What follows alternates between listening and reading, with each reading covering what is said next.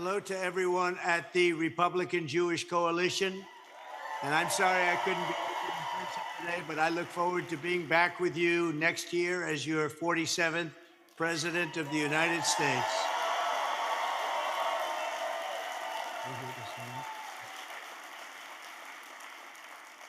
Thank you very much.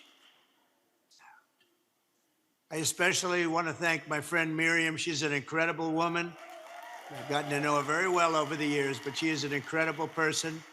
And also your chairman, former Senator Norm Coleman, your CEO, Matt Brooks, and all of the members, staff, and distinguished guests at the RJC. Thank you very much.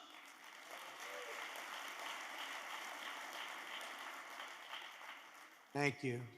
As we speak today, we're all devastated by the horrific death of our fellow American, Hirsch Goldberg, and this is so sad to even say, Hirsch Goldberg, Poland. I've been watching the parents, I've been watching everybody talking about it for so long, and it's just so sad to see. And the 5 other innocent hostages slaughtered late last week at the hands of Hamas terrorists. Hirsch was a brother, a son, and an American citizen. After being held captive for nearly a year following the monstrous October 7th attack on Israel, Hirsch was barbarically executed with a bullet to the back of his head. To Hirsch's family and everyone touched by these atrocities, we pray that God will grant you comfort, healing, and peace. And as for the evil savages responsible for these murders, may they never know peace or comfort ever again. Cannot know it. Unbelievably, thank you. Unbelievably, the arrests, and you'll take a look at what's happening with that whole group. Harris-Biden administration has sought to cast blame for these deaths on Israel. They have not been your friends. I don't understand how anybody can support them. And I say it constantly, if you had them to support and you were Jewish, you have to have your head examined. They have been very bad to you. Let me state this very clearly. The blame for these wicked murders lies with Hamas and Hamas alone.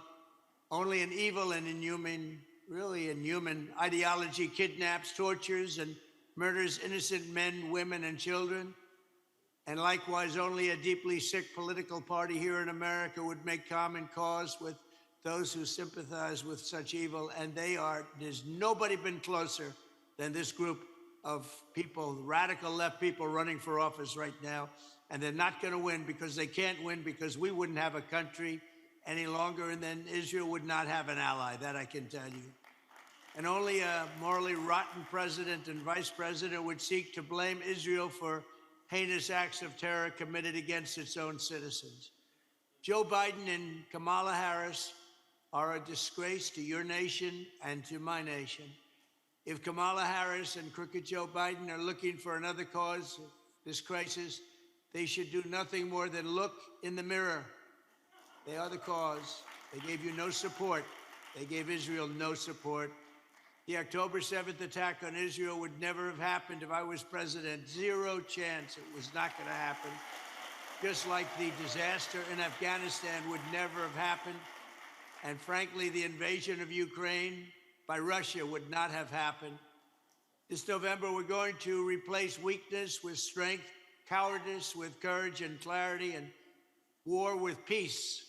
We're going to tell Comrade Kamala Harris, you're fired.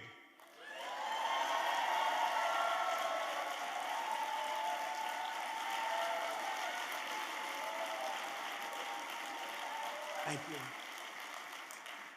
No, we have no choice in doing so. You'll never survive if they get in. And our country, America, will never survive if they get in. When I left office, America was safe, Israel was safe, the Jewish people were safe, and the whole world was at peace. Under my leadership, we obliterated the ISIS caliphate, 100% done.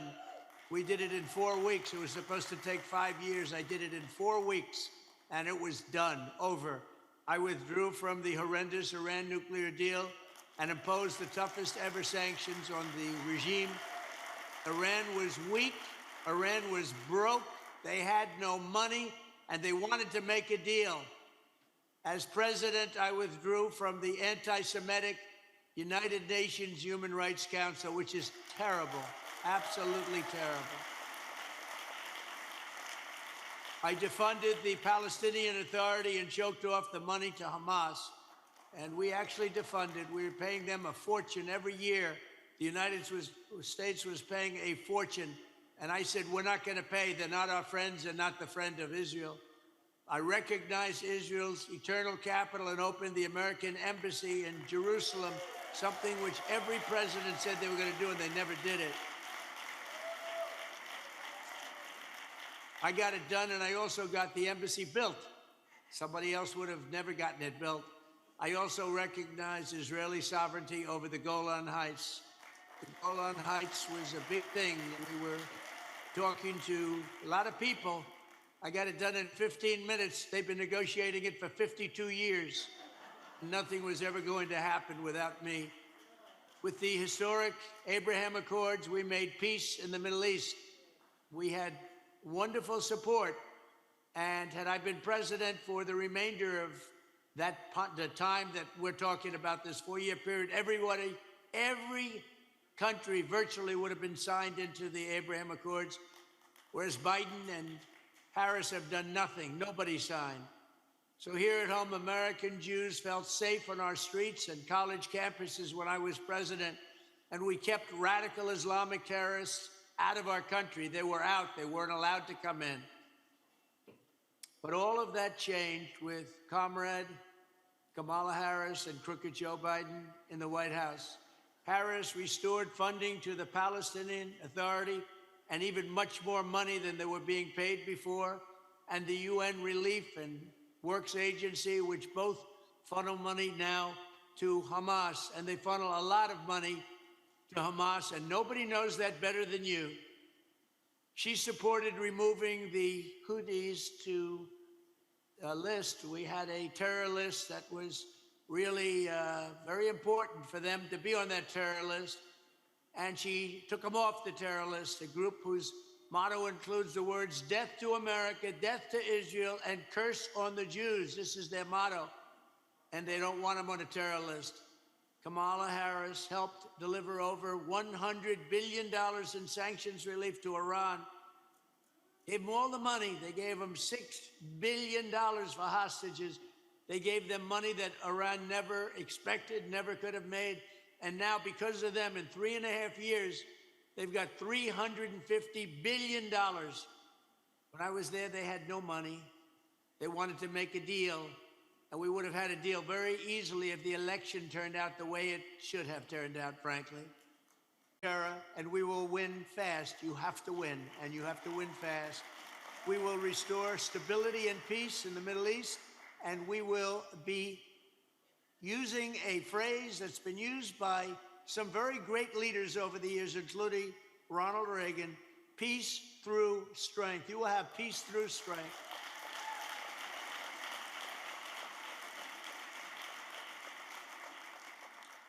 If Kamala Harris wins, terrorist armies will wage an unceasing war to drive Jews out of the Holy Land, and you know it. And we've had a great relationship with Israel, but I can say honestly that we got 25% of the vote. We got 26% after 4 years, after I did more for Israel than any other president by far. And this year, we're probably around a 50% mark. But I only ask you, who are the 50% of Jewish people that are voting for these people that hate Israel and don't like the Jewish people? Why are they? Why are they voting? Why? How do they exist?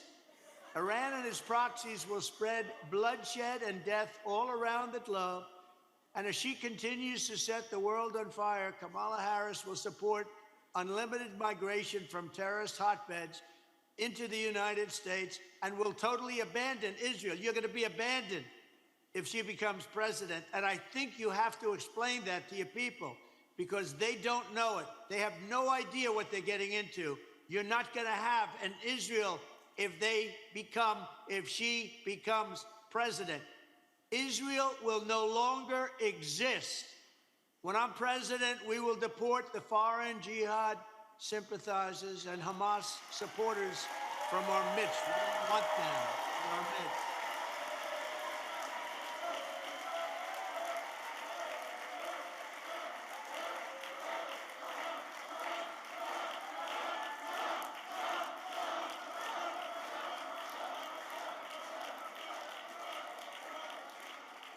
Thank you very much. Thank you. If you hate America, if you want to eliminate Israel, then we don't want you in our country.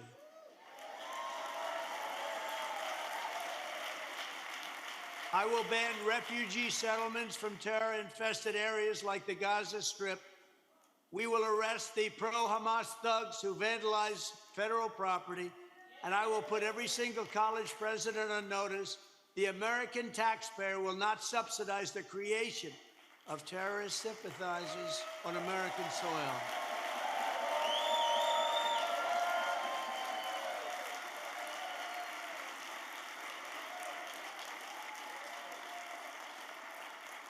Colleges will and must end the anti-Semitic propaganda, or they will lose their accreditation and federal support. No money will go to them if they don't.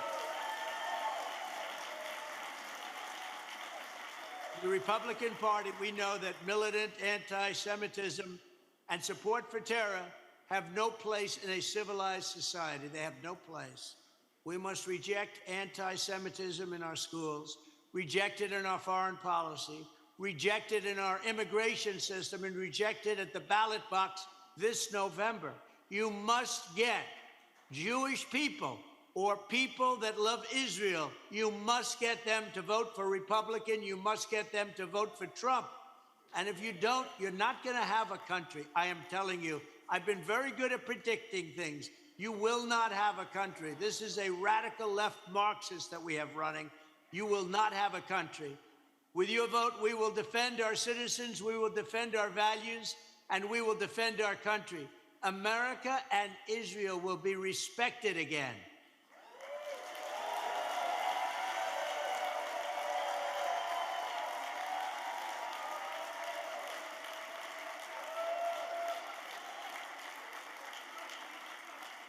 We will deliver low taxes, low regulations, low energy costs, low interest rates, and low inflation. We will stop the invasion, end migrant crime, support our police, strengthen our military, build a missile defense shield like you have, slightly larger, keep critical race theory and transgender insanity out of our schools, and keep men out of women's sports in our country.